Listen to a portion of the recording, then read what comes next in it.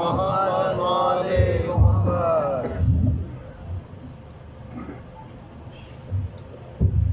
نعرہ تکبیر، اللہ اکبر. نعرہ رسالت، یا رسول اللہ. نعرہ حیدری، یا عظمت محمد والے محمد صلوات. اللہم صلی علی محمد وآل محمد وعجل فرجہم. اپنی صحت و سلامتی کے لیے، مجلس کی قبولیت کے لیے ایک اور باوز بلند درود پڑھ دیجئے. محمد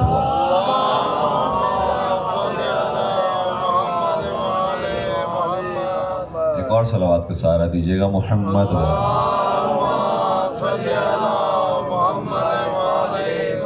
اگر طبیعتوں پر ناگوار نہ گزرے تو تھوڑا سا نزدیک تشریف لے آئیے گا تاکہ ہماری گفتگو ایک مجلس کے ماحول میں ہو سکے. انشاءاللہ ایک ایک قدم آگے آنے کے صدقے میں پروردگار آپ کو جنت میں 10 قدم آگے فرمائے. مل کر ایک اور صلوات پڑھ دیجئے. محمد وآل محمد.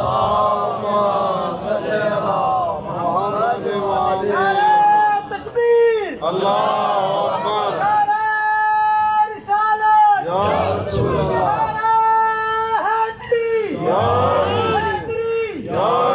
ماشاءاللہ. مل کر ایک اور صلوات پڑھ دیجئے. محمد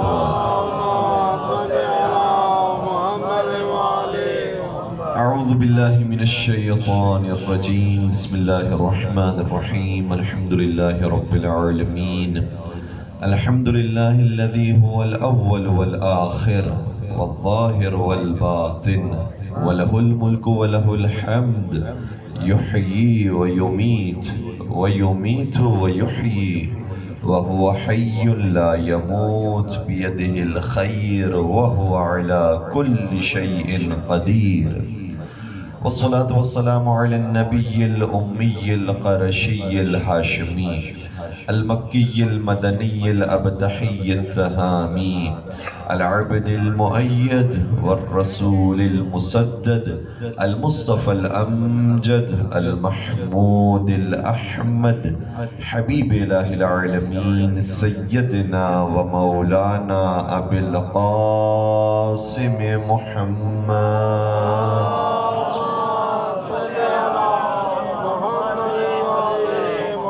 وعلى أهل بيته الطيبين الطاهرين المعصومين المظلومين الذين ذهب الله عنهم الرجس وطهرهم تطهيرا.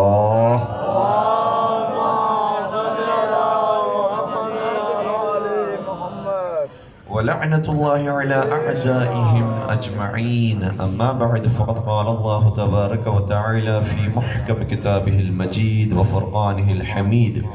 بسم الله الرحمن الرحيم. إن الله يأمر بالعدل والإحسان وإيتاء ذي القربى وينهى عن الفحشاء والمنكر والبغي يعظكم لعلكم تذكرون. درود پڑھ دیجئے. محمد وآل محمد.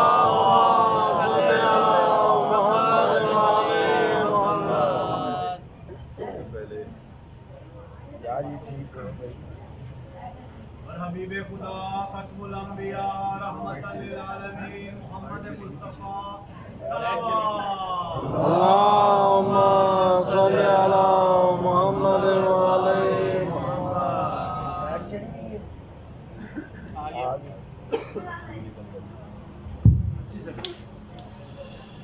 سب سے پہلے ہم سورہ فاتحہ کی درخواست کرتے ہیں اس برادر مومن کے لیے کہ جو ظاہر روز چہلم ہی اپنے امام کے ساتھ ملحق ہوئے. پروردگار انشاءاللہ ان کے درجات میں بلندی بھی عطا فرمائے. جناب مرحوم سید اسد شبیر نقوی صاحب، اور آپ اپنے مرحومین کو بھی یاد رکھیے گا. حاضرین مجلس کی بانیان مجلس کے مرحومین و مرحومات کے لیے ایک سورہ فاتحہ کی تلاوت فرما دیجیے. بسم اللہ الرحمن الرحیم. الحمدللہ رب العالمین الرحمن الرحیم مالک یوم الدین ایاک نعبد و ایاک نستعین اهدنا الصراط المستقیم صراط الذین انعمت علیہم غیر المغضوب علیہم ولا الضالین. درود پڑھ دیجئے. محمد و آل محمد.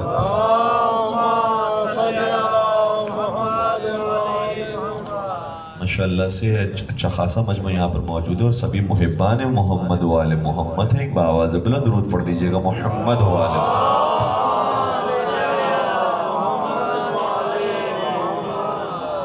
عزیزان گرامی قدر. آج کی مجلس کو ہم الوداعی مجلس بھی کہتے ہیں.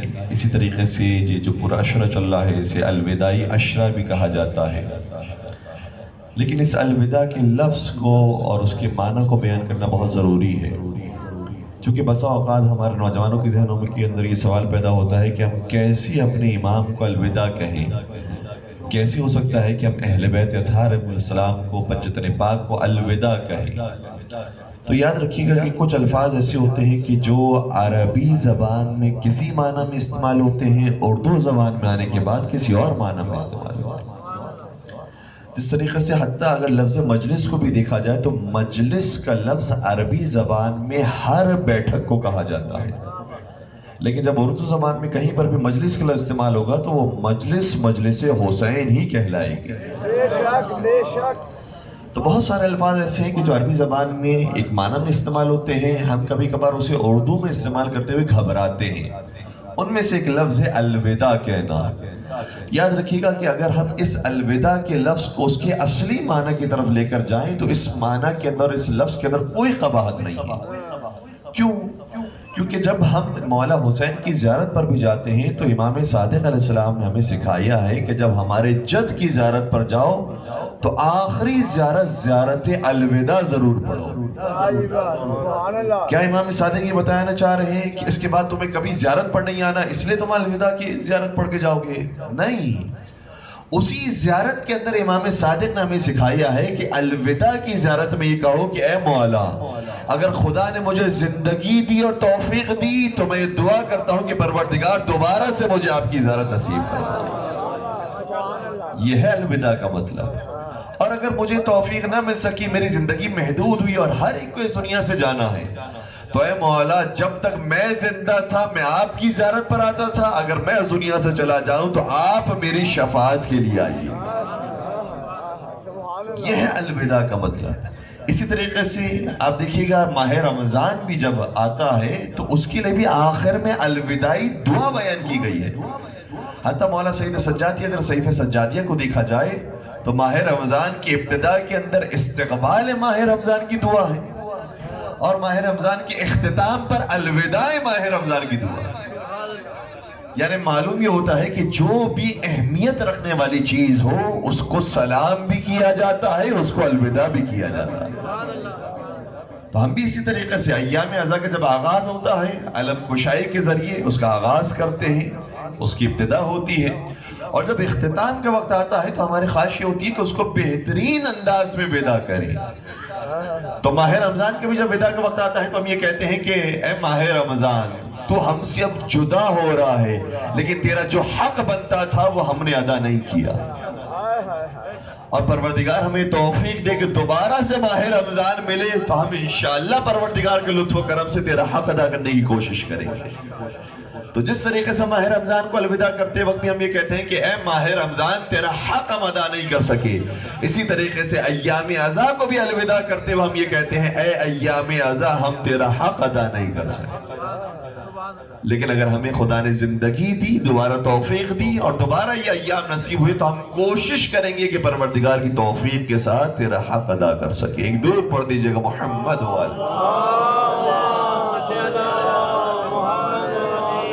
آئیں پہلے بھائی سے درخواست کریں گے کہ ایکو کو تھوڑا سا کم کر دیجئے گا، آواز بڑھا دیجئے گا لیکن ایکو تھوڑا سا کم کر دیجئے گا. ایک اور درود پڑھ دیجئے گا محمد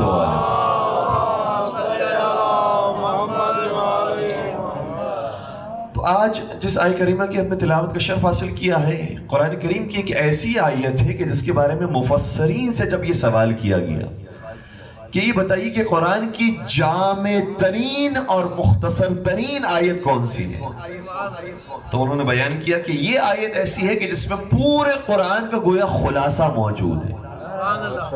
قرآن 3 چیزوں کا حکم دیتا ہے، 3 چیزوں سے منع کرتا ہے. اچھا یہ ایک عجیب آیت ہے جس میں اب تک یہ سنا گیا تھا کہ 3 چیزوں سے رکوایا تو گیا ہے، چاہے وہ لوگ ہوں چاہے وہ چیزیں ہوں، لیکن تین چیزوں کا حکم بھی دیا گیا ہے۔ گویا قرآن نے بیان کیا ہے کہ ہم لفظوں پر نہیں جاتے ہیں، اس کے معنی پر جاتے ہیں۔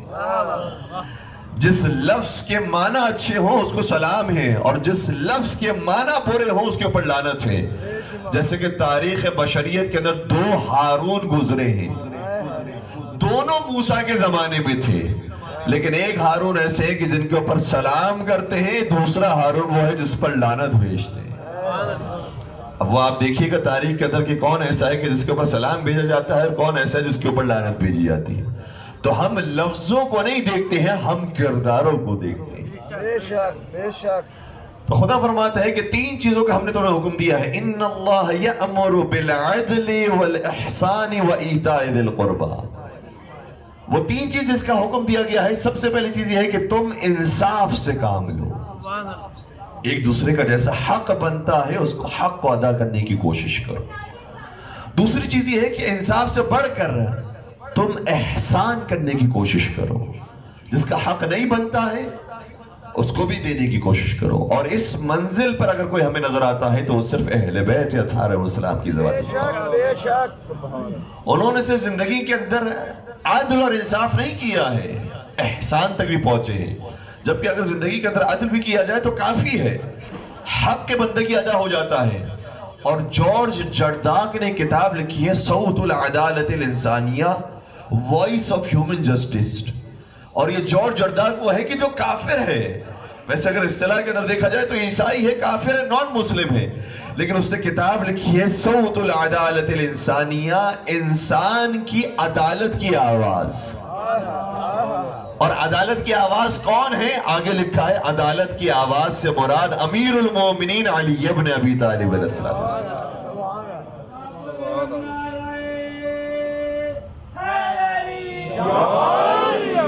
اور اس کتاب میں انہوں نے لکھا ہے کہ ہم نے بڑے بڑے بادشاہوں کی تاریخ پڑھی ہے، بڑے بڑے حکمرانوں کی تاریخ پڑھی ہے، ہر حکمران کو مارا گیا ہے اس کے ظلم کی وجہ سے، اس کے فساد کی وجہ سے، اس کی بد اخلاقیوں کی وجہ سے، اس کی بدعنوانیوں کی وجہ سے۔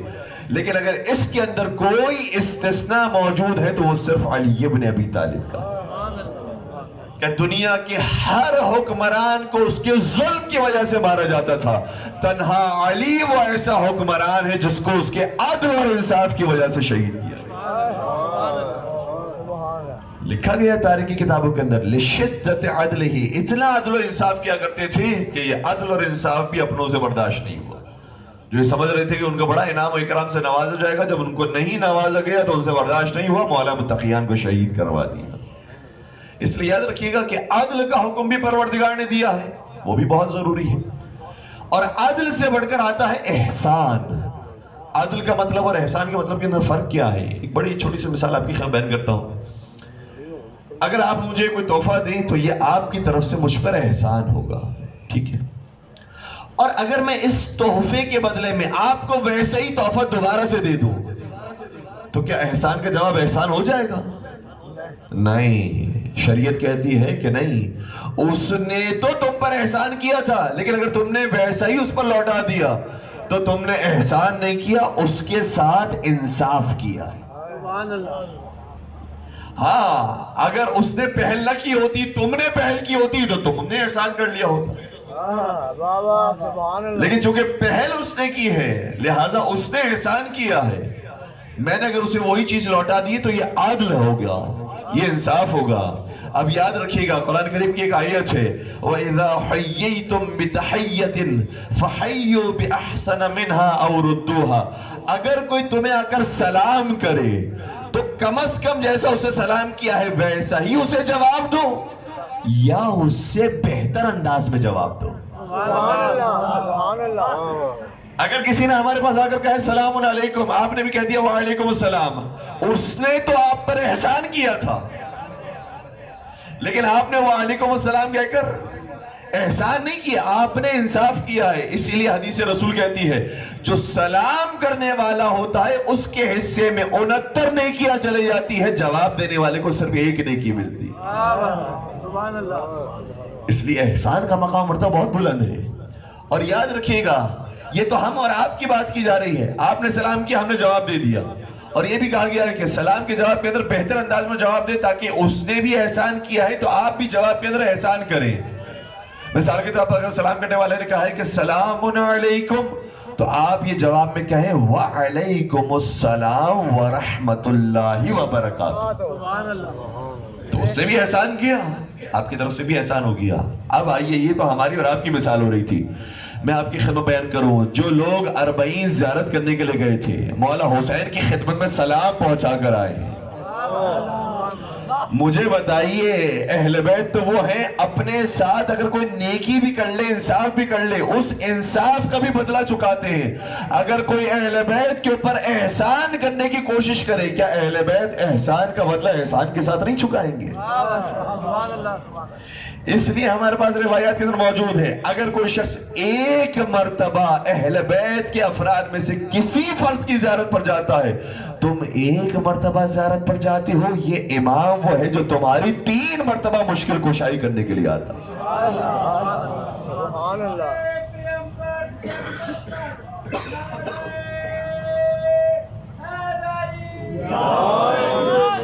ماشاءاللہ, مولا سلامت رکھیے. آپ ہمارا حوصلہ بڑھا رہے ہیں. میں مائک والے بھائی سے دوبارہ درخواست کروں گا, تھوڑی سی آواز اگر اور اونچی ہو سکتی ہو تو تھوڑی سی اونچی کر دیجیے گا. ایک اور صلوات پڑھ دیجیے گا محمد والے.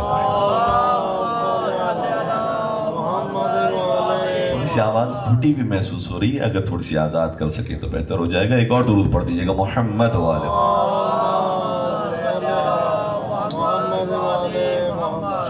تو قرآن کہہ رہا ہے کہ ان اللہ یأمر بالعدل والاحسان وایتاء ذی القربى. اب ذہن میں رکھیے گا 3 منزلیں ہیں.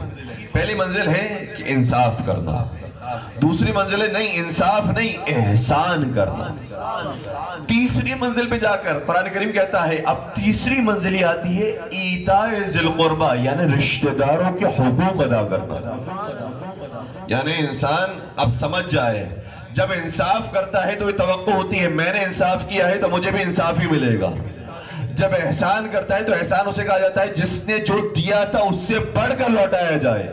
لیکن جب رشتہ داروں کے حقوق کا وقت آ جائے تو قرآن کہتا ہے اب اتنا احسان کرو ان پر, اتنا احسان کرو کہ واپس ملنے کی بھی امید نہ رکھو. پھر کہا جائے گا یہ صلہ رحم ادا کر رہا ہے. صلہ رحم ادا کرنے کا یہ طریقہ ہے جو قرآن کریم نے بیان کیا ہے, اور آپ کو یہ انداز اہل بیت کی سیرت کے علاوہ کہیں اور نظر نہیں آئے گا. وہاں پر آپ کو عدل بھی ملتا ہے, احسان بھی ملتا ہے, ایتاء ذی القربى بھی ملتا ہے. ابھی چونکہ جو ایام چلے ہیں اس میں دوسرے سرکار کی بھی شہادت کی تاریخ آئی ہے, رسول خدا کی بھی شہادت کی تاریخ آئی ہے, اسی طریقے سے امام رضا کی شہادت کی تاریخ آئی ہے, اور ابھی جو ایام آنے والے امام حسن عسکری علیہ السلام کی شہادت کی تاریخ ہے. لہٰذا میں کوشش کروں گا کہ انہی ہستیوں کے ارد گرد آپ کی خدمت میں کچھ مثالیں بیان کر کے زحمت کو تمام کروں. ایک صلوات کا سہارا مجھے دیجیے گا محمد والے.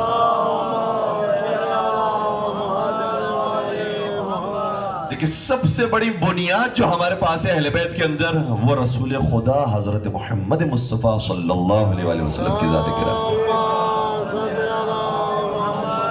کسی نے کیا خوب کہا تھا کہ میرے لفظوں نے جتنی بھی مثال سوچی ہے وہ تیری عظمتوں سے چھوٹی ہے. تیری عظمت اتنی بلند ہے, تیرا مقام اتنا بلند ہے کہ کوئی لفظ اس کا حق ادا نہیں کر سکتا. اس لیے حضور کے چلے جانے کے بعد جب مولا متقیان سے ایک یہودی نے سوال کیا تھا یہ بتائیے کہ آپ کے رسول کیسے زندگی گزارا کرتے تھے, تو علی نے پلٹ کر جواب دینے کے بجائے ایک سوال کر لیا کہ پہلے مجھے یہ بتا کہ کیا تو دنیا کی نعمتیں شمار کر سکتا ہے؟ کہتا ہے میں تو دنیا کی نعمتیں شمار نہیں کر سکتا. اور قرآن کریم نے بھی کہا ہے کہ وَإِن تَعُدُّوا نِعْمَةَ اللَّهِ لَا تُحْصُوهَا, اگر تم اللہ کی نعمتوں کو شمار بھی کرنا چاہو گے تو تم ختم ہو جاؤ گے, نعمت پروردگار ختم نہیں ہوگی. اتنی نعمتیں ہیں کہ جس نعمتوں کو تو شمار نہیں کر سکتا ان نعمتوں کے بارے میں خدا قرآن میں کہتا ہے قُلْ مَتَاعُ الدُّنْيَا قَلِيلٌ. دنیا کی ساری نعمتیں خدا کے نزدیک قلیل ہے, اور وہی خدا اپنے قرآن میں اپنے نبی کا ذکر کرتا ہے تو کہتا ہے وَإِنَّكَ لَعَلَىٰ خُلُقٍ عَظِيمٍ. میرا حبیب وہ ہے جو اخلاق عظیم پر فائز ہے, کہ جب تو قلیل کو شمار نہیں کر سکتا تو میں عظیم کو کیسے شمار کر سکتا. اس لیے کسی نے کیا خوب کہا تھا کہ حسن یوسف کو دیکھ کر وہاں کٹی تھی انگلیاں، حسن یوسف کو دیکھ کر وہاں کٹی تھی انگلیاں، اور خود چاند کٹ گیا یہاں ایک انگلی کو دیکھ کر۔ حضور کی عظمت اتنی بلند ہے، آپ کی زبان مبارک کے بارے میں آئی تھی وَمَا يَنْتِقُ عَنِ الْهَوَىٰ إِنْ هُوَ إِلَّا وَحْيٌ يُوحَىٰ، یہ زبان سے کوئی کلام نہیں کرتا ہے، جو کہتا ہے وحی الہی کے مطابق کہتا ہے۔ آپ کی اطاعت کے بارے میں کہا وَمَن يُطِعِ الرَّسُولَ فَقَدْ أَطَاعَ اللَّهَ، جس نے رسول کی اطاعت کر لی، یاد رکھو اسے پوری اللہ کی اطاعت کر لی۔ کیا مطلب ہے؟ جس نے 100% رسول اللہ کی اطاعت کر لی ہو، اس کا مطلب یہ نہیں ہے کہ اس نے 90% خدا کی اطاعت کی، نہیں، جس نے 100% رسول کی اطاعت کی، اس نے 100% خدا کی اطاعت کی۔ پھر مجھے کہنے دیجئے، اور جس نے کسی بھی حد تک رسول کی مخالفت کی، اس نے پھر رسول کی نہیں، اس نے پھر اللہ کی مخالفت کی۔ یہ ہے رسول کہ جن کی ساری زندگی کو پروردگار عالم نے اسوہ حسنہ قرار دیا ہے۔ یہ رسول ایک مرتبہ اپنے مقام پر موجود تھے، فرمانے لگے کہ ابھی ایک شخص آنے والا ہے جو مجھ سے بڑی سختی سے بات کرے گا، بڑی تندی سے کلام کرے گا، بدتمیزی سے بات کرے گا، لیکن تم گھبرانا نہیں، تمہیں اپنے اخلاق کا مظاہرہ کرنا ہے۔ اور یہ رسول کی بزم کا طریقہ ہوتا تھا، جو بھی رسول کے پروانے ہیں، محبت کرنے والے، حقیقی معنوں میں جو وفادار تھے، جیسا رسول کا اخلاق تھا ویسا صبر ان کے اندر بھی پایا جاتا تھا۔ لہذا تھوڑی دیر نہیں گزری تھی، ایک شخص آیا، کہنے لگا کہ بتاؤ تم میں محمد کون ہے؟ رسول نے اپنا نام گرامی سنا، رسول نے فرمایا محلا محلا، تھوڑا آرام سے، تھوڑا آہستہ سے۔ کہنے لگا اچھا تو محمد ہے؟ رسول نے فرمایا جی میں محمد ہوں۔ کہنے لگا کہ تیرا صرف نام سنا تھا، سنیے گا، تیرا صرف نام سنا تھا، تو نام سن کر تجھ سے نفرت ہو گئی تھی، اور ابھی تیری شکل آ کر دیکھی ہے تو شکل دیکھنے کے بعد نفرت میں اور اضافہ ہو گیا۔ یہ عجیب شخص ہے، ہم نے کائنات میں کوئی ایسا شخص نہیں دیکھا جو اتنا بدتمیز، اتنا بد اخلاق ہو۔ رسول اللہ کے چہرے مبارک کو دیکھنے کے بعد، مسکراہٹ کو دیکھنے کے بعد، رسول اللہ کی حسن کو دیکھنے کے بعد وہ کہہ رہا ہے کہ نفرت میں اور اضافہ ہو گیا۔ رسول نے کہا کہ مجھ سے نفرت کیوں ہے؟ کہ نفرت اس لیے ہے کیونکہ تو جھوٹا رسول ہے، نعوذ باللہ، تو جھوٹا نبی ہے، تو حقیقت میں ایک جادوگر ہے، تو لوگوں کو نعوذ باللہ بیوقوف بناتا ہے، تو حقیقت میں ایک کذاب انسان ہے، ایک شاعر ہے، ایک ساحر ہے۔ یہ سارے الزامات وہ لگانے لگا۔ رسول نے مسکرا کر فرمایا اور اگر میں نے ثابت کر دیا کہ میں سچا رسول ہوں؟ سبحان اللہ۔ کہا کہ کیسے ثابت ہوگا؟ کون تیرے اوپر دلیل بنے گا اور کون گواہی دے گا؟ کہا کہ اگر میرے جسم کے ٹکڑوں میں سے کوئی ٹکڑا گواہی دے کہ میں سچا رسول ہوں۔ اب وہ انتظار کر رہا ہے کہ زبان مبارک کے علاوہ کون سا جسم کا ایسا حصہ ہے کہ جو گواہی دے گا کہ آپ سچے رسول ہیں۔ اب وہ سوچ رہا تھا یا پیشانی مبارک سے آواز آئے گی، یا آپ کے چہرے مبارک سے آواز آئے گی، یا گلوے مبارک سے آواز آئے گی، یا دستے مبارک سے آواز آئے گی، یا سینے مبارک سے آواز آئے گی۔ ابھی وہ سوچ رہا تھا کہ آپ کے بدن کا کون سا حصہ ایسا ہوگا جو گواہی دے گا کہ آپ سچے رسول ہیں۔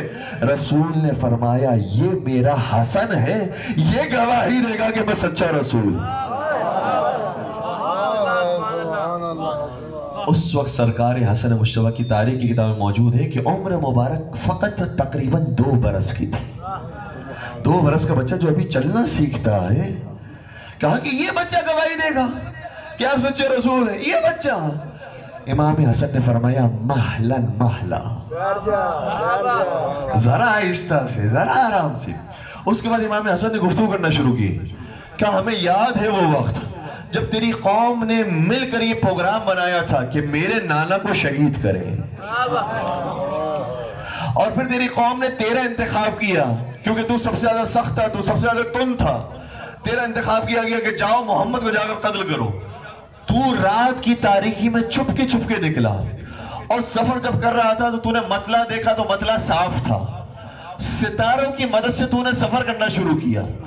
اس وقت تو ستارے تیری مدد کر رہے تھے، لیکن اچانک جب تو نے قدم آگے بڑھایا تو مطلع تبدیل ہوا، بادل آنے لگے، اور جب بادل آئے تو تیز ہوائیں چلنے لگی، آندھی آنے لگی، اچانک سے طوفان میں تبدیل ہوا، تیز بارش ہو گئی۔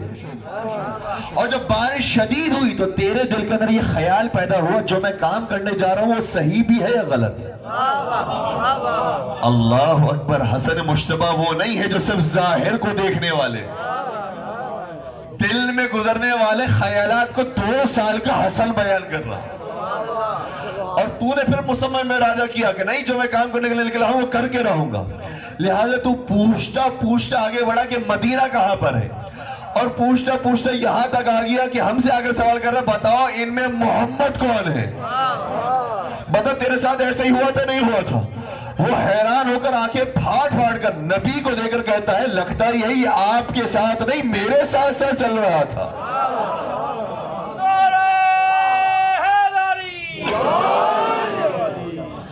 نبی نے فرمایا یہ میرا ٹکڑا، یہ میری جان، یہ میرا بیٹا حسن مجتبیٰ ہے، کہ جس کا بیٹا اتنا سچ بولنے والا ہو اور جس کا بیٹا ایسا علم غیب رکھنے والا ہو، یقیناً اس کا نانا بھی سچا رسول ہوگا. لہٰذا فی البدی وہ جملے کہتا ہے اشہد ان لا الہ الا اللہ واشہد ان محمد رسول اللہ. میں گواہی دیتا ہوں کہ اللہ کے علاوہ کوئی معبود نہیں اور آپ کے علاوہ کوئی رسول نہیں. بے شک بے شک. تو سرکار حسن مشتبہ نے، رسول خدا نے پیار محبت کے ساتھ لوگوں کے دلوں کو مائل کیا ہے. اور جب آپ کی بچپن کے اندر علم کی ایک کیفیت ہے تو پھر جوانی میں علم کا کیا عالم ہوگا. کیا بات ہے، کیا بات. اس لیے بہت سارے واقعات ہیں سرکار حسن مشتبہ کے، اور باقاعدہ نبی اکرم کی ایک حدیث ہے، بڑی خوبصورت حدیث ہے. شاہ فرماتے ہیں کہ لو کان العقل رجلا لکان الحسن. اگر عقل کسی انسان کی صورت میں آتی تو وہ حسن کی صورت ہوتی.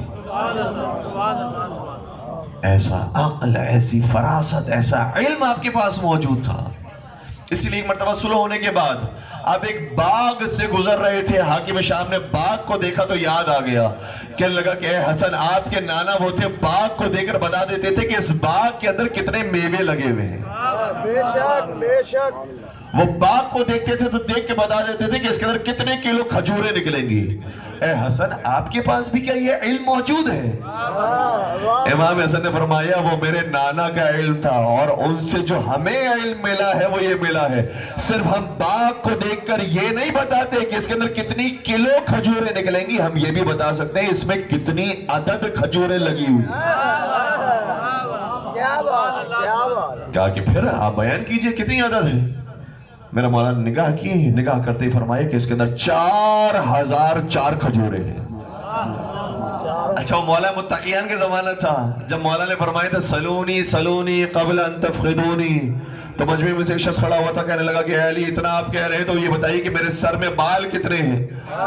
تو میرے مولا نے فرمایا تھا اگر میں نے بتا بھی دیا تو شمار کیسے کرے گا کہ جو میں نے کہا ہے وہ صحیح کہا بھی ہے نہیں.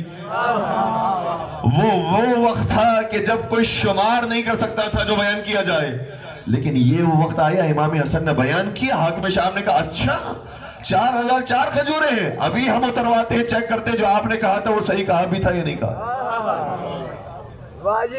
لہٰذا چیک کرنے کے لیے اپنے مامورین کو حکم دیا کہ اس باغ کے اندر جتنی کھجوریں لگی ہوئی ہیں سب کو اتارا جائے. سب کو اتارا گیا، سب کو گنا گیا، اور گننے کے بعد حاکم شام آتا ہے اور کہتا ہے اے حسن نعوذ باللہ تو نے جھوٹ کہا. کہ کیسی ہو سکتا ہے؟ کہ تو نے کہا تھا کہ 4004 کھجوریں ہیں، ہم نے گنا ہے تو ہم نے گننے کے بعد یہ اندازہ لگایا اس کے اندر 4003 کھجوریں. اب مجھے نہیں معلوم یہ 3 پر ہی کیوں رک جاتے ہیں کہ 4003 کھجوریں ہیں. امام حسن نے فرمایا ہمارا علم غلط نہیں ہو سکتا، تو نے جو گنا ہے وہ غلط ہو سکتا ہے. لہذا دوبارہ سے گنا گیا، ساری کھجوریں دیکھی گئی، ساری کھجوروں کو دوبارہ سے گنا گیا. کہا اے حسن ہم صحیح کہہ رہے تھے 4003 ہے، آپ نے کہا تھا 4004 ہے. امام حسن نے فرمایا دوبارہ سے گنو. دوبارہ سے گنا گیا. دوبارہ سے گننے کے بعد آئے کہا کہ نہیں ہم نے گن لیا ہے، ہمیں یقین ہو گیا ہے 4003 ہی کھجوریں ہیں، آپ نے کہا تھا 4004 ہے، غلط ہے. امام حسن ایک مرتبہ اپنے مقام سے کھڑے ہوئے، آگے چلنے لگے، اور جو مامورین جو گننے پر مامور تھے ان کے قریب آئے. ایک مامور کو دیکھ کر کہا تیرے جیب کے اندر ایک کھجور موجود ہے. جو تو نے چھپا کے رکھی تھی، اگر یہ کھجور آ جائے گی تو 4004 ہی کھجوریں بنیں گی. میں کہوں گا اے حسن مجتبیٰ، جو چھپی ہوئی کھجوروں کو بھی جانتے ہو، کیا دل میں چھپے ہوئے بغض اور کینے کو نہیں جانتے ہوں گے؟ جو باغ میں لگی ہوئی کھجوروں کی تعداد جانتے ہوں گے کتنی کھجوریں لگی ہوئی ہیں؟ کیا انسانوں کو دیکھ کر نہیں جانتے ہوں گے ان میں سے کتنے جنت میں جانے والے ہیں، کتنے جہنم میں جلائے جانے والے؟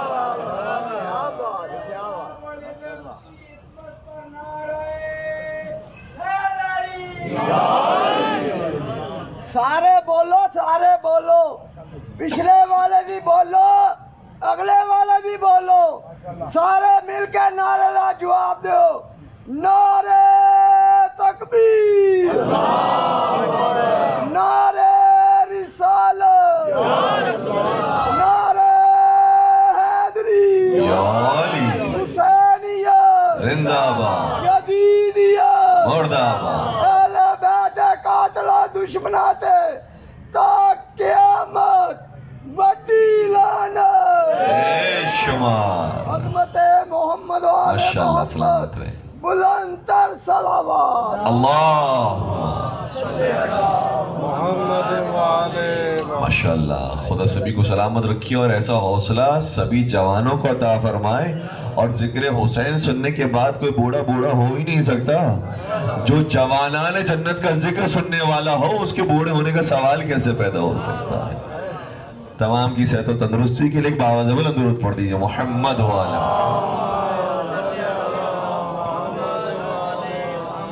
تو ہم نے عرض کیا کہ گھرانہ وہ ہے کہ جو بڑے پیار محبت کے ساتھ اپنے درس کو دینے والا ہے، حقانیت کو بیان کرنے والا ہے.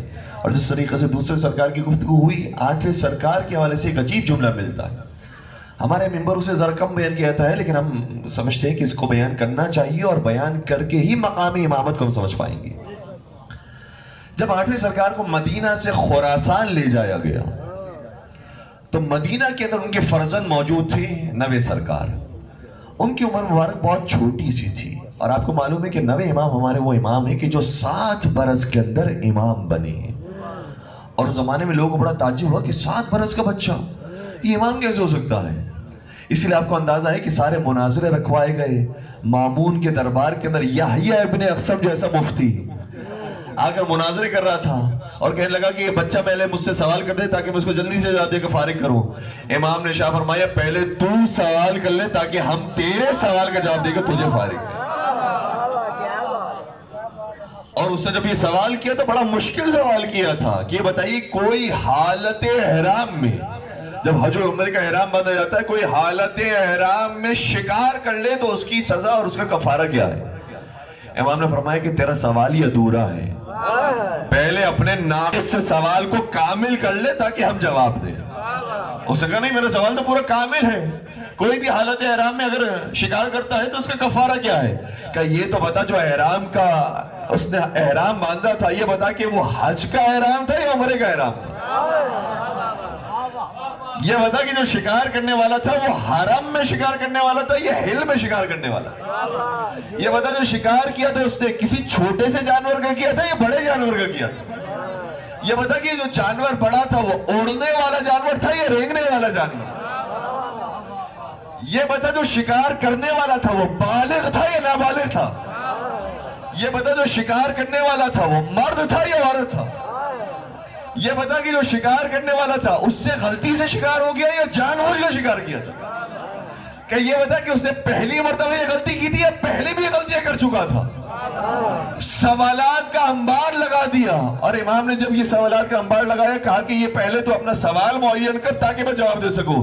کہنے لگا کہ فرزند رسول آپ نے اتنے سوالات کر لیے ہیں، آپ ہی ان سوالات کے خود ہی جوابات دے دیجیے.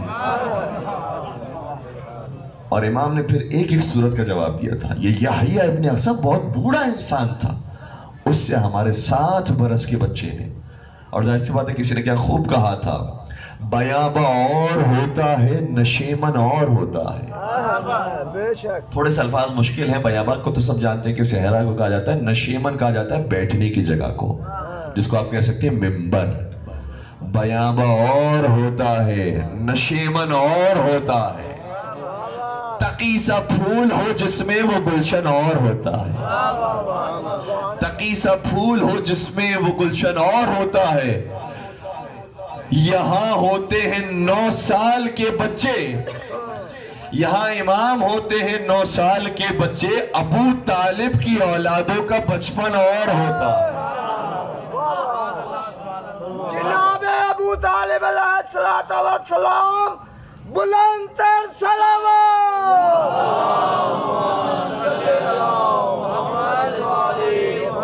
تو یہ اس خاندان کے چشم و چراغ ہیں, اس لیے آپ کے اندر سے یہ علم اور یہ نور جاری ہوگا.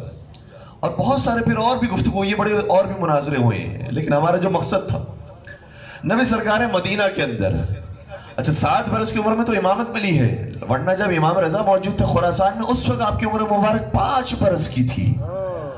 اس 5 برس کی عمر میں ایک خط امام رضا نے اپنے بیٹے کو لکھا, اور عجیب خط ہے, سننے کے قابل ہے یہ خط. فرمایا بلغنی ان الموالیہ اخرجوکم من باب الصغیر. اے میرے لال, اے میرے فرزند, میں نے یہ سنا ہے کہ تجھے ہمارے غلام گھر کے اس دروازے سے نکالتے ہیں جس دروازے پر لوگ موجود نہیں ہوتے. جو چھوٹا سا دروازہ ہے پیچھے سے جو نکلنے والا دروازہ ہے, وہاں سے تجھے نکالتے ہیں تاکہ تیرے لیے سہولت ہو جائے, آسانی ہو جائے, آسانی سے تو دنیا دیکھ کر جو گفتگو کرنی ہے وہاں سے گفتگو کر کے واپس لوٹ کر آ جائے. لیکن اے میرے لال, تو علی ہی کا بیٹا ہے, لہذا تجھے چاہیے کہ اس مرکزی دروازے سے باہر نکلے جہاں پر مانگنے والے موجود ہوتے ہیں, جہاں سوال کرنے والے موجود ہوتے ہیں, جہاں انتظار کرنے والے موجود ہوتے ہیں, تاکہ تو وہاں سے نکل. جس کو مال کی ضرورت ہے تو اس کی مالی مشکل کو دور کر, جس کو علم کی ضرورت ہے تو اس کی علم کی مشکل کو دور کر, کیونکہ تو مشکل کشا کا بیٹا ہے. اور امام نے پھر ارشاد فرمایا کہ تیری ذمہ داری بنتی ہے کہ جب تو باہر نکل تو کم از کم اپنے ہاتھ میں ہر ایک کے لیے 25 سونے کے سکے لے کر نکل. 25 روپے کی بات نہیں ہو رہی, سونے کے سکے. یہ ہے امام رضا کے امام جواد, جن کی سخاوت یہ ہے. لہٰذا امام رضا کے مطابق پھر جب جب امام جواد نکلا کرتے تھے ہر ایک کو کم از کم 25 سکے دیا کرتے تھے, اور کتنے ایسے تھے جن کو اس سے زیادہ ملا کرتا تھا. اسی طرح کا ایک شخص ہے جو اپنے ذہن میں صرف سوال لے کر آیا تھا, میں مولا کی بارگاہ کے اندر آؤں گا شاید مجھے کچھ مل جائے. ابھی اسے سوچا تھا کہ مجھے شاید کچھ مل جائے, امام نے 100 سونے کے سکے اس کے ہاتھ میں رکھ دیے. کیا بات ہے, کیا بات. ایک دعا ہے, دعائے رجبیہ, اگر ہے میرے ساتھ ساتھ میں آپ کی خدمت بیان کروں. دعائے رجبیہ کے اندر ہم پروردگار کو مخاطب اور کہتے ہیں کہ یا من یعطی من سألہ, اے وہ ذات جو اس کو عطا کرتی ہے جو اس سے مانگتی ہے. یا من یعطی من لم یسألہ ومن لم یعرف, اور اے وہ ذات جو اس کو بھی عطا کرتی ہے جو اس سے نہیں مانگتی اور اس کو نہیں جانتی, اس کو بھی عطا کرتی ہے. اور یاد رکھیے گا کہ پروردگار کے اسماء حسنہ میں سے ایک نام ہے یا جوادو. کیا کریں, اہل بیت کے نام ہی اتنے پیارے ہیں. جو نام ہم لیتے ہیں وہ نام خدا کے ناموں سے ملتے ہیں, چاہے وہ جواد کا نام ہو یا علی کا نام ہو. بے شک. تو خدا کے ناموں میں سے بھی ایک نام ہے جواد, اور خدا کے ناموں میں سے ایک نام ہے علی. اسی طریقے سے ہمارے اماموں میں سے بھی ایک امام علی اور ایک امام جواد. ان کو بھی عطا کرتے تھے کہ جو مانگنے والے ہوں, ان کو بھی عطا کرتے تھے جو مانگتے نہیں ہیں, دل میں خیال آیا سر. کیا بات, خیال میں. ایک شخص ہے جس کا نام ہے حسن بن سہل قمی, قم کا رہنے والا تھا, پھر مکہ گیا زیارت کرنے کے لیے, پھر مکہ ہی میں مجاور بن گیا. مکہ سے پھر سفر اختیار کیا مدینے کا. جب مدینہ میں امام تقی کی خدمت میں حاضر ہوا تو ذہن میں خیال آیا کہ امام تقی کی خدمت میں جاؤں گا, لوگ بہت ساری چیزیں مانگتے ہیں, مال و دولت مانگتے ہیں, میں مانگوں گا تو عجیب چیز مانگوں گا. میں کہوں گا کہ مولا آپ نے جو لباس زیب تن کیا ہوا ہے وہی لباس مجھے عطا کر دیجئے, اس سے بڑی شفاعت کیا ہوگی. اس لیے دل میں خیال لے کر امام کی خدمت میں حاضر ہوئے. جب امام کی خدمت میں پہنچے تو دیکھا کہ بہت سارے لوگ ہیں کہ جو امام کے ساتھ بیٹھے ہوئے ہیں. اب دل کے اندر یہ خیال تو ہے لیکن ایک سوچ بھی ہے کہ عجیب بات ہے, ہر ایک مانگ رہا ہے, میں بھی کیا مانگنے والوں میں سے ہو جاؤں, امام کو پریشان کرنے والا ہو جاؤں. سوچ میں پڑ گیا کہ مانگوں یا نہ مانگوں. کافی دیر انتظار کرنے کے بعد کہا کہ نہیں مناسب نہیں ہے، امام کو شاید پریشانی ہوگی، زحمت ہوگی، اس لیے بغیر مانگے ہی نکل گئے۔ جب بیت الشرف کو چھوڑا تو پھر بعد میں خیال آیا کاش مانگ لیتا۔ پھر باقاعدہ مسجد میں گئے، مسجد میں جا کر 2 رکعت استخارے کی نماز پڑھی۔ اچھا ہمارے استخارہ سے ایک ہی چیز کو سمجھ آتا ہے، ہمارے سمجھ آتا ہے کہ کسی مولانا کو کال کی جائے، معلوم کیا جائے میرے لیے عمل کرنا ٹھیک ہے یا ٹھیک نہیں ہے، صحیح ہے۔ پھر مولانا یا قرآن سے یا تسبیح سے استخارہ کر کے بتا دیتے ہیں کہ عمل تیرے لیے ٹھیک ہے یا ٹھیک نہیں ہے۔ استخارہ صرف اس چیز کا نام نہیں ہے، بلکہ معصومین اکثر جو استخارہ کیا کرتے تھے اس کا مطلب کیا ہے؟ خود لفظ استخارہ کے اندر اس کے معنی پوشیدہ ہے۔ استخارہ کا مطلب ہوتا ہے خدا سے خیر طلب کرنا، یعنی خیر کی دعا کرنا، اس کو کہا جاتا ہے استخارہ۔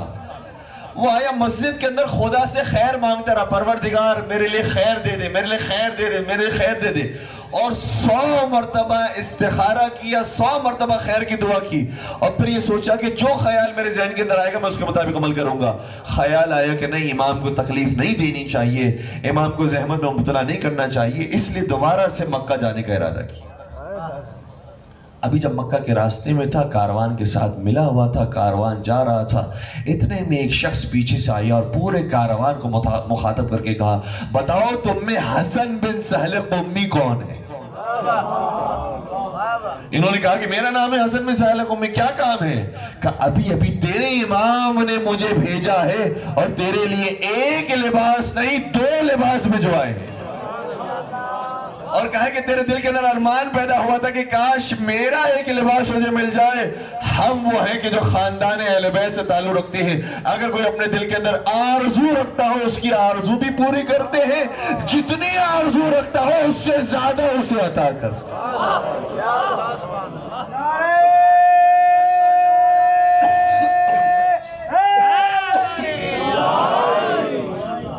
اس لیے اہل بیت کی طرف سے کوئی خالی جا ہی نہیں سکتا، اور جو گئے ہوئے ہیں کربلا زیارت پر اور 40 پر گئے ہیں انہیں اندازہ ہے 40 کی وقت کے اندر انسان جو سوچتا ہے، خیال آتا ہے، زبان پر لاتا بھی نہیں ہے، وہ مولا عطا کرتے ہیں۔ بہت سارے لوگوں نے بڑے بڑے امتحانات کیے ہیں، اس سفر کے اندر کچھ ایسی چیزوں کا بھی تقاضا کیا ہے، البتہ یہ کرنا مناسب نہیں ہے۔ ہم غریب امام کی، ہم پیاسے امام کی زیارت پر جا رہے ہیں، یہ مناسب نہیں رہتا کہ اس طرح کی چیزوں کا تقاضا کیا جائے۔ لیکن کسی بچے کے ذہن میں خیال آیا کہ یہاں پر بھی کوئی اچھا سا انتظام ہو جائے، ساری چیزیں ہم نے کھا لی ہیں لیکن مچھلی نہیں کھائی، امام نے کہا اچھا مچھلی چاہیے تمہیں، ٹھیک ہے، یہ ہمارا ظاہر ہے، بیچارے نے تمنا کی، اس کی تمنا اتنی ہے، اس کی تمنا بھی پوری کر دیتے۔ کہتا ہے کہ ابھی اگلے موقع پر رکے نہیں تھے، وہاں پر مچھلی تقسیم ہو رہی تھی۔ جس چیز کا خیال ذہن میں آیا، اس سفر میں گویا مولا حسین ساتھ ساتھ چل رہے ہیں، مولا حسین ہر ایک کی تمنا کو پوری کر رہے ہیں، اور عجیب و غریب واقعات ہیں، میرا موضوع نہیں کہ وہ سارے واقعات کو پوری مکمل کروں، لیکن ساتھ ساتھ میں اس بات کو بیان کرنا ضروری سمجھتا ہوں۔ دیکھیے گا کہ مولا رضا ہو، مولا حسین ہو، ہر ایک کی زیارت بڑی اہمیت رکھتی ہے۔ ایک شخص تھا، مولا رضا کی زیارت پر جایا کرتا تھا، جو مانگتا ہے ملتا ہے۔ ایک ابھی ہمارے کچھ عرصے پہلے ہی کنورٹیڈ ہمارے دوست تھے، ان سے ملاقات ہوئی، انہوں نے کہا کہ مولا رضا سے ہمارا جو تعلق ہے نا وہ عجیب تعلق ہے، ہم تو بالکل ایسے بات کرتے ہیں کہ جیسے گھر کے اپنے ہی گھر کے کسی بزرگ سے بات کریں، مجھے یہ پریشانی ہو گئی میرے بزرگ ہی حل کریں گے، اس طرح سے میں بات کرتا ہوں، اور اسی طرح سے میں اپنے باپ سمجھ کے بات کرتا ہوں، وہ عطا کرتے ہیں اپنے بیٹا سمجھ کے۔ عجیب طریقہ سے ہمیں ملتا ہے، اور یہ ذہن میں رکھیے گا کہ جو کنورٹڈ ہوتا ہے، جو دور کا سفر کر کے امام کے قریب آیا ہوتا ہے، اس کا خیال امام بہت رکھتے ہیں، کیونکہ یہ مہمان ہے، اور آپ بھی اپنے گھروں کے اندر یہ طریقہ اختیار کرتے ہیں، اگر کسی کو دور سے مہمان کے طور پر بلاتے ہیں تو پہلے اسے زیادہ کھانا دیتے ہیں، اپنے بچوں کو بعد میں کھلاتے ہیں، ٹھیک ہے، پہلے اس کو کھلایا جاتا ہے۔ تو کہتے ہیں ہمارا تو عجیب رشتہ ہے، کبھی مولا رضا کی بارگاہ میں گئے، ہمیں دسترخوان کی کوپنز نہیں مل سکے، ٹکٹ نہیں مل سکی، ہم نے مولا رضا سے جا کر کہہ دیا یہ کون ہوتے ہیں کہ جو ٹکٹ دیں، ہم تو آپ سے مانگ رہے ہیں، مولا رضا مجھے اتنی پرچیاں چاہیے۔ جب میں نے کہا کہ مجھے 2 ٹکٹ چاہیے، کہا کہ عجیب بات ہوتی ہے، میرا پتہ نہیں کیا رشتہ ہے، خادم نے مجھے 2 ہی ٹکٹ لا کر دیے، اور جب میں نے کہا کہ مولا مجھے 6 ٹکٹ چاہیے، خادم نے مجھے 6 ہی لا کر دیے۔ میں جتنا مانگتا ہوں ایسا لگتا ہے مولا رضا سے ڈائریکٹ بات ہو رہی ہے، یہ کیفیت ہے ہماری۔ اور انشاءاللہ پروردگار اسی طرح سے ہماری ہر حاجت کو مولانا رضا کے صدقے میں قبول فرمائے۔ لیکن ایک نئے نقطے کی طرف میں اشارہ کرنا چاہ رہا ہوں۔ ایک عالم دین تھے، انہوں نے ایک بات بیان کی، کہا کہ جس کو جو بھی حاجت ہو مولا رضا کی بارگاہ میں جانے کے بعد 40 دنوں تک مولا رضا کو سورہ یاسین ہدیہ کرے۔ 40 دنوں تک مسلسل جانے کے بعد ہر روز سورہ یاسین ہدیہ کرتے رہیں۔ 40 دنوں کے بعد آپ جو دعا مانگیں گے مولا رضا کے صدقے میں وہ پوری ہوگی۔ اب ایک جگہ پر وہ عالم دین کہتے ہیں کہ میں نے یہ نسخہ بیان کیا، مجلس سے میں فارغ ہوں، نیچے اترا، ایک بڑے میاں وہ میرے پاس آئے، انہوں نے کہا کہ قبلہ جو آپ نے طریقہ بیان کیا ہے نا، وہ طریقہ میں انجام دے چکا ہوں، لیکن میری یہ دعا قبول نہیں ہوئی۔ اب کہتے ہیں میرے تو پیروں تلے زمین نکل گئی کہ اب تک تو میں نے بیان کیا تھا، کوئی بھی ایسا شخص نہیں ٹکرایا، یہ کیا ہو گیا کہ میں نے کہا کہ یہ آپ کریں کام تو آپ کی دعا پوری ہوگی، یہ کہہ رہے نہیں میری دعا تو پوری نہیں ہوگی۔ جب میری گھبراہٹ کو اس بزرگ نے دیکھا تو کہا کہ نہیں آپ گھبرائیں نہیں، میں پوری بات آپ کو بتاتا ہوں۔ کہا کہ جی فرمائیے۔ کہا کہ 40 دنوں تک لگاتار جا کر میں مولا رضا کی بارگاہ میں سورہ یاسین ہدیہ کرتا رہا، پڑھتا رہا، پیش کرتا رہا۔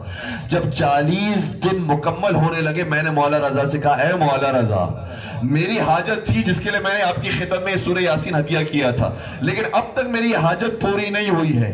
اگر اس 40ویں ہدیے کے بعد بھی میری حاجت پوری نہیں ہوئی تو میں سمجھ جاؤں گا کہ آپ کے دروازے سے دعائیں پوری نہیں ہوتی، لہٰذا پھر میں آپ کی زیارت کرنے کے لیے نہیں آؤں گا، پھر میں اس طرح سے ہدیہ پیش کرنے کے لیے نہیں آؤں گا، کیونکہ یہ تو لوگوں نے مشہور کر دیا ہے۔ کوئی کہتا ہے 40 مرتبہ پڑھو، کوئی کہتا ہے 1,00,000 مرتبہ پڑھو، کوئی کہتا ہے 100 مرتبہ پڑھو، ہر ایک نے اپنے انداز میں بیان کرنا شروع کر دیا، لیکن میری تو حاجت پوری نہیں ہو رہی۔ کہتا ہے 40ویں دن میں یہ کہہ کر مولا رضا کی حرم سے باہر نکلا۔ جب میں گھر پہ پہنچا، رات میں جب میں سویا ہوں، مولا رضا خواب میں آئے، اور خواب میں آ کر انہوں نے فرمایا جو حاجت تو ہم سے مانگ رہا ہے زندگی بھر وہ تیری پوری نہیں ہوگی۔ ہم بتا رہے تیرے حق میں نہیں ہے کہ وہ چیز تجھے ملے، ہمیں معلوم ہے کہ تیرے فائدے میں نہیں ہے کہ وہ چیز تجھے ملے، لیکن اگر تیری دعا ہمارے صدقے میں قبول نہیں ہوگی کیا تو آئندہ سے زیارت پر بھی نہیں آئے گا؟ ہم تیری زیارت کو سنتے ہیں، تیرے سلام کو سنتے ہیں، تجھے جواب سلام دیتے ہیں، جس کی وجہ سے تیرا مقام ہماری بارگاہ میں بہت بلند ہو گیا ہے، ہم تجھے بہت اچھا، بہت نیک انسان مانتے ہیں، کیا اس کے بعد تو ہمیں سلام پیش کرنے نہیں آئے گا؟ کہ اس خواب میں مولا رضا کی زیارت کرنا تھا، میں اپنی حاجت بھول گیا، بس میرے ذہن میں اتنا آ گیا کہ جتنا بھی سلام میں مولا رضا کی خدمت میں پیش کرتا ہوں مولا رضا سنتے ہیں، مجھے جواب دے۔ اس لیے عزیزوں، اگر ہماری حاجتیں وہ ہمارے ذہن کے اندر پوری ہو جائیں تو ہو جائیں، نہ ہو سکے یہ دنیاوی حاجتیں ہیں، ان کا کیا کرنا ہے، لیکن مولا رضا کے در سے دوری برداشت نہیں ہو سکتی۔ کسی نے کیا خوب کہا تھا، یہ موت کے لمحات سے خلد بری تک، یہ موت کے لمحات سے خلد بری تک زائر کو اکیلا نہیں چھوڑیں گے کہیں پر۔ ایسا ہو نہیں سکتا۔ مولا رضا ہماری کیفیت سے واقف نہ ہوئے، لہٰذا وہ اچھے طریقے سے جانتے کون کس حالات کے اندر اور کس کی کون سی چیز پوری ہونی چاہیے، لہٰذا بلا وجہ وہ ضد پر آ جائیں اور زبردستی کہیں کہ نہیں مولا رضا آپ یہ دیں گے تو پھر میں زیارت کرنے کے لیے آؤں گا ورنہ نہیں آؤں گا، یہ طریقہ مناسب نہیں ہے۔ ہمارے ایک ایک عمل کو ہمارا امام دیکھ رہا ہے۔ اور بس آخری بات، 11ویں سرکار حضرت امام حسن عسکری علیہ السلام کے زمانے میں،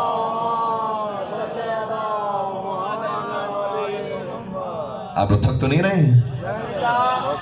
چونکہ مربوط بات ہے لہٰذا میں آپ کی خدمت بیان کر رہا ہوں، اور میں نے ساری گفتگو آپ کی خدمت مربوط بیان کرنے کی کوشش کی ہے اور ہر امام کا ذکر کرنے کی کوشش کی ہے تاکہ ان ایام میں کسی حد تک ہماری طرف سے کچھ حق ادا ہو جائے۔ 11ویں سرکار کے زمانے میں بھی ابو ہاشم جعفری امام کا چاہنے والا، امام کا صحابی، اور ابو ہاشم جعفری کو جعفری اس لیے کہا جاتا تھا کیونکہ وہ جعفر طیار کی اولاد سے تھے۔ کیا کہنے ہیں، ایک طرف جعفر طیار کی اولاد، دوسری طرف علی ابن ابی طالب کی اولاد۔ ابو ہاشم جعفری کہتے ہیں کہ میں امام حسن عسکری کا چاہنے والا، محب، اور میرا یہ عقیدہ تھا اور میرا یہ اندازہ تھا کہ جب میں امام حسن عسکری کی خدمت میں حاضر ہوا ہوں ہمیشہ کوئی نہ کوئی معجزہ دیکھا ہے، ہمیشہ کوئی نہ کوئی ایسی کرامت مولا امام حسن عسکری سے دیکھی۔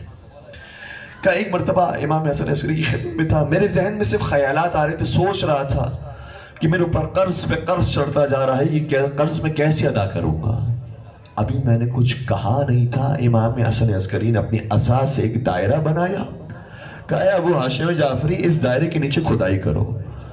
میں نے حکم امام پر کچھ سوال نہیں کیا، اس کھدائی کا فائدہ کیا نکلے گا، پانی نکلے گا اس کے اندر سے یا کچھ نکلے گا بھی یا نہیں نکلے گا، میں نے کوئی سوال نہیں کیا۔ کیوں؟ کیونکہ صحابی کا کام یہ ہوتا ہے جو امام کہتا جائے اس پر عمل کرتا جائے۔ لہٰذا انہوں نے فوراً سے کھدائی کی، کہا جیسے کھدائی ختم ہوئی میں نے دیکھا کہ اندر تو سونے کا ایک ٹکڑا موجود ہے۔ میں نے کہا مولا اس میں سونے کا ٹکڑا ہے؟ کہا یہ اپنے پاس رکھ لو۔ خیال آئے تھا نا ذہن میں کہ قرض کیسے ادا ہوگا، کہا اپنے پاس رکھ لو۔ پھر چلتے رہے، اچانک ذہن میں خیال آیا چلیے قرض تو ادا ہو جائے گا، لیکن آگے تو سردیاں آ رہی ہیں، سردیوں کے لیے تو لباس کی ضرورت پیش آئے گی، بڑے اخراجات بھی ہیں، محفوظ مقام بھی چاہیے۔ ابھی یہ خیالات ذہن میں آ رہے تھے، امام نے ایک اور عصا کا دائرہ بنایا، کہا اب اس میں کھدائی کرو۔ کھدائی کی، وہاں تو سونا نکلا تھا، اب کھدائی کی تو چاندی نکلا، کئی چاندی اپنے پاس رکھ لو۔ کہتے ہیں کہ امام کے ساتھ میرا سفر مکمل ہوا، اس سونے کو میں نے درہم و دینار میں تبدیل کیا، اس چاندی کو بھی درہم و دینار میں تقسیم کیا۔ کہتے ہیں خدا کی قسم جتنا سونا دیا تھا اسی سے سارا میرا قرض ادا ہو گیا، جتنی چاندی دی تھی اس سے سارے میرے سردی کے اخراجات پورے ہو گئے، ایک درہم بھی مجھے کم نہیں پڑا۔ یہی ابو ہاشم جعفری جو اس مقام پر اتنا چاہنے والا ہے، ابو ہاشم جعفری، امام حسن عسکری کو جب زندان میں ڈالا گیا تو ابو ہاشم جعفری بھی ساتھ ساتھ زندان میں تھے۔ یہ امام کا ایسا چاہنے والا، امام بھی زندان میں، امام کا چاہنے والا بھی زندان میں۔ کہتا میں نے زندان میں دیکھا امام عسکری روزانہ روزے رکھا کرتے تھے اور راتوں کو جا کر نمازیں پڑھا کرتے تھے، شب داری کیا کرتے تھے۔ کہ جیسا میرا امام کر رہا تھا ویسے ہی میں نے کرنا شروع کر دیا۔ امام کا بھی روزہ ہوتا تھا، میں نے بھی روزہ رکھنا شروع کر دیا۔ کبھی کچھ دن گزرے تھے اسی روزوں کے ساتھ کہ ایک دن ایسا آیا مجھے بہت نقاہت محسوس ہوئی اور ناتوانی محسوس ہوئی۔ میں نے کہا لگتا ہے آج میں روزہ نہیں رکھ سکوں گا، میں نے چھپکے سے جا کر اپنا روزہ کھول لیا۔ مستحب روزہ تھا، اپنا روزہ توڑ دیا۔ میں امام کی خدمت میں آیا تو بالکل ایسے ہی آیا کہ جیسے میں نے کچھ بھی نہیں کھایا ہوا ہے، میرا بھی روزہ ہے جیسا آپ کا روزہ ہے۔ امام نے فرمایا جو تو کھا کر آیا ہے نا اس سے توانائی نہیں ملے گی، تھوڑا سا بہتر کھانا کھا لے تاکہ توانائی مل جائے۔ اور پھر امام نے ارشاد فرمایا تم میں سے کوئی ایسا نہیں ہے جو ہماری طرح طاقت رکھتا ہو کہ ہر روز دن میں روزے رکھتا ہو، راتوں میں نمازیں پڑھتا ہو۔ لہذا تمہارے اندر جتنی طاقت ہو اتنی ہماری مدد کرو، اتنے ہمارے نقش قدم پر چلو، باقی ہم جانتے ہیں تمہاری کیفیت سے۔ اگر تم نے اپنی توانائی کے مطابق کام کر دیا ہم تمہیں اپنے ساتھ جنت میں لے جائیں گے۔ پھر امام شاہ فرمانے لگے قُلِ اعْمَلُوا فَسَيَرَى اللَّهُ عَمَلَكُمْ وَرَسُولُهُ وَالْمُؤْمِنُونَ۔ امام نے قرآن کی آیت کا سہارا لے کر ہمیں جواب دیا ہے۔ قرآن یہ کہتا ہے تم عمل کرو، تمہارے عمل کو اللہ بھی دیکھ رہا ہے، اس کا رسول بھی دیکھ رہا ہے، اور کچھ مومنین بھی ہیں جو دیکھ رہے ہیں۔ یہ کون سے مومنین ہیں؟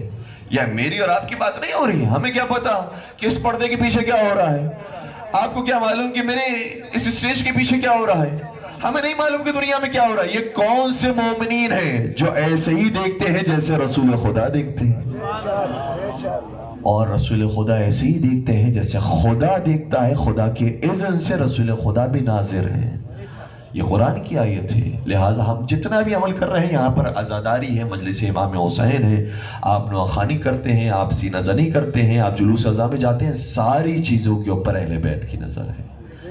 بس عزیزوں آج کے دن میرا ایمان ہے سیدہ کونین تشریف لاتی ہوں گی، اور وہ پرسہ کہ جو ان کا ہر مجلس میں امام حسین کی خدمت میں دیا جاتا ہے قبول کرنے کے لیے آج بھی حاضر ہوئی ہوں گی، لیکن میرا دل یہ کہتا ہے کہ آج صرف اپنے بیٹے کا پرسہ نہیں لیں گی، آج اپنی بیٹیوں کا پرسہ بھی لیں گی۔ اجرکم علی اللہ۔ علی ابن ابی طالب سے دشمنی اتنی زیادہ تھی لوگوں کی۔ ہم نے انبیاء کی بھی سیرت دیکھی ہے، انبیاء کے اندر بعض انبیاء ایسے ہیں کہ جن کے اولادوں کو قتل کیا گیا ہے۔ خود حضرت آدم علیہ السلام کے بیٹے حابیل علیہ السلام کو قتل کیا گیا، حضرت یحییٰ ان کو شہید کیا گیا، حضرت زکریا کے بیٹے کچھ ایسے ہیں کہ جن کو شہید کیا گیا ہے، لیکن ایک بیٹا تھا تو باپ نے زندگی بھر غم منایا۔ کچھ ایسے نبی تھے کہ جن کے بیٹے کو شہید نہیں کیا گیا، کسی کو زندان میں ڈال دیا گیا، کسی کو جلا وطن کر دیا گیا، کسی کے اوپر کوئی مصیبت آ گئی، وہ باپ جو نبی تھا اپنے اس بیٹے کی مصیبت مناتے مناتے ہی دنیا سے گزر گیا۔ اب مجھے کہنے دیجئے، علی اس باپ کا نام ہے کہ جس سے اپنا ایک بیٹا نہیں اپنے سارے بیٹے شہید کروائے۔ بیٹے تو بیٹی، ان کی زوجہ کو بھی شہید کیا گیا، زوجہ اور بیٹے تو بیٹے، پوتے بھی شہید ہوئے، پوتے تو پوتے، پوتوں کے پوتے بھی شہید ہوئے۔ آپ کو معلوم ہے سرکار امیر المومنین کے بیٹے امام حسن کو شہید کیا گیا، پھر امام حسین کو شہید کیا گیا، غازی عباس بھی شہید، جناب عبداللہ بھی شہید، جناب جعفر بھی شہید، جناب عثمان بھی شہید۔ یہ جناب عثمان وہ جن کا نام جناب عثمان بن مظعون کے نام پر رکھا گیا تھا، سارے بیٹے بھی شہید۔ پھر پوتوں کی باری آئی، علی اکبر بھی شہید، علی اصغر بھی شہید، علی زین العابدین بھی شہید، پھر امام باقر بھی شہید، امام صادق بھی شہید، امام کاظم بھی شہید، امام رضا بھی شہید، امام تقی بھی شہید، امام نقی بھی شہید، امام عسکری بھی شہید۔ اے علی کتنے مظلوم ہیں آپ، ساری اولادوں کو شہید کر دیا گیا۔ اور بیٹوں کو تو شہید کیا جاتا ہے، لیکن ہم نے تاریخ میں کہیں نہیں سنا کہ کسی بیٹی کو شہید بھی کیا گیا ہو۔ اے حسین مظلوم، آپ کی بیٹی جناب سکینہ سلام اللہ علیہ بھی شہید، اور ہم نے کہیں نہیں سنا کہ کسی نبی کی بیٹی کو قیدی بنایا گیا۔ اے علی، آپ کی بیٹیاں کتنی مظلوم تھی، شہر بشہر قیدی بنا کر پھرایا گیا۔ ایک عالم دین تھی، وہ سوچ رہے تھے حسین کی مصیبت زیادہ تھی یا شریکت الحسین کی مصیبت زیادہ تھی؟ بہت سوچا، حسین کائنات کے مظلوم ترین انسان کا نام ہے، لیکن یاد رکھیے گا اگر حسین مظلوم ترین ہے تو شریکت الحسین ام المصائب ہے، مصیبتوں کی ماں ہے زینب کبریٰ۔ اس لیے سوچتا رہا کس کی مصیبت زیادہ ہے، اور شاید ذہن میں جو خیال آیا وہ مولا حسین نے ہی ڈالا ہوگا۔ مولا حسین نے فرمایا ہوگا، اے ذاکر یہ نہ سمجھ کہ میری مصیبتیں زیادہ ہیں، نہیں، میری بہن کی مصیبتیں مجھ سے بہت زیادہ ہیں۔ کیوں زیادہ ہے؟ کہا اس لیے کہ جب تک میں مصیبتیں برداشت کر رہا تھا اس مصیبت کے اندر میری بہن بھی موجود تھی۔ جب میں نے اکبر کا لاشا اٹھایا میری بہن بھی ساتھ ساتھ آ گئی، جب میں نے انہوں محمد کے لاشے اٹھائے میری بہن بھی موجود تھی، جب میں قاسم کے لاشا لایا بہن موجود تھی، جب اصغر کا لاشا لایا بہن موجود تھی، جب عباس کے کٹے شانوں کو لایا بہن موجود تھی۔ لیکن جب میں دنیا سے چلا گیا میری بہن اکیلے کبھی کوفہ جاتی ہے، کبھی شام جاتی ہے، میں ساتھ موجود نہیں تھا۔ میں کہوں گا آقا آپ موجود نہ تھے، لیکن آپ کا سر ہر جگہ پر بہن کو تسلی دینے کے لیے۔ اجرکم علی اللہ، یہ آخری ایام میں اپنا بھرپور پرسہ پیش کیجئے گا بی بی کی خدمت میں۔ یہ بی بی بڑی مظلومہ ہے، بیٹے بھی شہید، بیٹیاں بھی شہید۔ یہ بی بی تشریف لائی ہوگی، ہمارے آنسوں کو جمع کرنے کے لیے تشریف لائی ہوگی، اور میں کہوں گا اے بی بی، آپ نے جاتے جاتے سفر میں ایک مرتبہ ایسا جملہ کہا ہمارا کلیجہ پھٹ گیا۔ بی بی نے کیا ارشاد فرمایا؟ سفر میں جہاں اپنے بھائیا کے کٹے سر کو دیکھا تو کٹے سر کو دیکھ کے فرمانے لگی، ما توہمت یا شقیق فؤادی کان ھذا مقدرا مخطوبا۔ اے میرے دل کی ٹھنڈک میرے حسین، کبھی تیری بہن نے یہ سوچا بھی نہیں تھا کہ ایک مرتبہ بھائی سے ایسے بھی ملاقات ہوگی، ایک طرف تیرا کٹا ہوا سر ساتھ ساتھ چل رہا ہوگا، دوسری طرف میرا کھلا ہوا سر۔ اجرکم علی اللہ، یہ بہن کھلے سر کے ساتھ سارا سفر کرتی رہی، بس ازاداروں منزلیں آئی، جب سروں کو واپس کیا گیا، جب چادروں کو واپس کیا گیا، ایک مرتبہ بی بی نے سفر کا آغاز کیا۔ ابھی کچھ دیر کے بعد ہماریاں نکلیں گی۔ بی بی نے ایک مرتبہ ہماریوں کو دیکھا، کہا بیٹا سید سجاد، ان ہماریوں پر جو پردے لگے ہوئے ہیں ان پردوں کو تبدیل کرواؤ، کیونکہ یہ پردے بڑے رنگ برنگی ہیں، ہم سو سوگوار ہے، ہم مظلوم ہیں، مظلوم کی نشانی سیاہ رنگ کا لباس ہوتا ہے، لہذا بیٹا سجاد کہو کہ ہماریوں کے پردے سیاہ رنگ کے کر دیے جائے۔ ایک مرتبہ سیاہ رنگ کی ہماریوں میں یہ پاک بی بی سفر شروع کرتی ہے۔ پہلے مرتبہ ایک اس نقطے پر پہنچی جہاں سے راستے الگ ہوتے تھے، مدینے کا راستہ نکلتا تھا، دوسری جانب کربلا کا راستہ نکلتا تھا۔ بی بی نے فرمایا کئی دن ہو گئے اپنے حسین کو کھول کر نہیں روئی ہوں، چاہتا ہے کہ ایک مرتبہ کربلا کی زیارت کر لوں، کربلا جا کر اپنے ماں جائے کا ماتم کرو۔ عزادارو کتنے ہی زائرین ہیں، الحمدللہ یہاں پر ابھی بہت سارے لوگوں سے ملاقات ہوئی، ابھی کربلا کی زیارت کر کے آئے، لیکن دل مچل رہا ہے مولا کب دوبارہ بلائے، دوبارہ کربلا دیکھنا چاہتے ہیں۔ عزادارو مجھے بتائیے گا 14 صدیوں کے بعد ہم جیسا زائر حسین کی زیارت کرنے کے لیے اتنا تڑپتا ہے، وہ بہن کی طرح تڑپنے والی ہوگی جو اپنے بھائی کے فضائل سے بھی واقف تھی۔ میں نے اپنی آنکھوں سے دیکھا تھا رسول اللہ میرے بھائی کو چوما کرتے تھے، کبھی ناقہ بنا کرتے تھے، کبھی گود میں بٹھایا کرتے تھے۔ اسی حسین کو میں نے اپنی آنکھوں سے دیکھا تھا، اپنے آنکھوں سے دیکھا، کبھی ہاتھ پیر چلا رہا ہے حسین تڑپ رہا ہے، کوئی مدد کرنے والا نہیں، شیور کا خنجر چل رہا ہے، کوئی روکنے والا نہیں۔ ایک مرتبہ اس بہن نے تمنا کی مجھے کربلا جانا ہے۔ اللہ رسول سکیں گے کربلا کی زیارت کیسے کی؟ جیسے جیسے ہماری قریب آنے لگی، اپنے بیٹا سید سجاد سے کہا بیٹا سجاد تم نے 12 محرم کو آ کر میرے بھائیا کو دفنایا تھا، تم بتاؤ میرے بھائیا کی قبر کہاں بنائی ہے؟ ایک مرتبہ سید سجاد انتظار کرتے فرماتے ابھی پھوپھی اماں تھوڑا سا فاصلہ اور باقی ہے۔ عزادارو جو زائرین گئے ہیں انہیں اندازہ ہے جیسے جیسے منزلیں قریب آنے لگتی ہیں انسان کی تڑپ میں اور اضافہ ہوتا ہے، کہاں سے ابھی گنبد نظر آئے گا، کہاں سے ابھی روزہ نظر آئے گا، میں آگے بڑھ کے سلام پیش کروں گا۔ عزادارو منزل آ گئی۔ ایک مرتبہ سید سجاد نے کہا پھوپھی اماں وہ جو چھوٹا سا ڈھیلا نظر آ رہا ہے میرے بابا کی قبر مبارک ہے، سن سکے تو سنیے گا۔ ایک مرتبہ پھوپھی اماں نے انتظار نہیں کیا کہ ہماریاں مجھے لے کر جائیں، اپنے آپ کو ہماری سے گرایا اور دوڑتے ہوئے گئی۔ میرا تو خیال ہی ہے ایسے ہی چلی ہوں گی جیسے حسین قبر کے لاشے پر گئے تھے، کبھی اٹھتی ہوں گی کبھی گرتی ہوں گی، کبھی اٹھ کر پھر پہنچنے کی کوشش کرتی ہوں گی۔ ایک مرتبہ قبر حسین پر پہنچی، قبر حسین پر پہنچ کر خدا جانتا ہے کیا کہا، اے بھائیا میں تیرا حق ادا نہ کر سکی، اپنے ہاتھوں سے تجھے نہ دفنا سکی، تیرے اوپر چادر نہ ڈال سکی، اور تو نے جو امانت دی تھی وہ امانت میں شام میں دفنا کر آ گئی، لیکن سن تو صحیح مجھے کبھی کوفہ کے دربار میں جانا پڑا، کبھی شام کے دربار میں جانا پڑا۔ اپنی رودات سناتے سناتے بہن کو غش آ گیا، وہ بہن کی جس کو نہ کوفہ میں غش آیا تھا نہ شام میں غش آیا تھا۔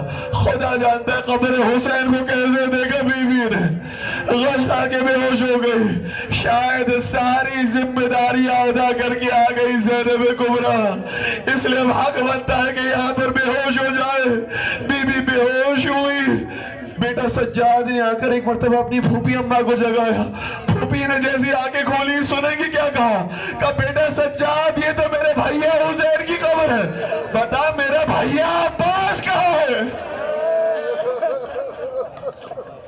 ایک مرتبہ سید سجاد فرماتے پھوپھی اماں میں نے میرے فرات کے قریب اپنے چچا کو دفنایا ہے، پانی لاتے لاتے وہیں پر تشریف فرما ہوئے تھے، وہیں پر قبر بنا دی۔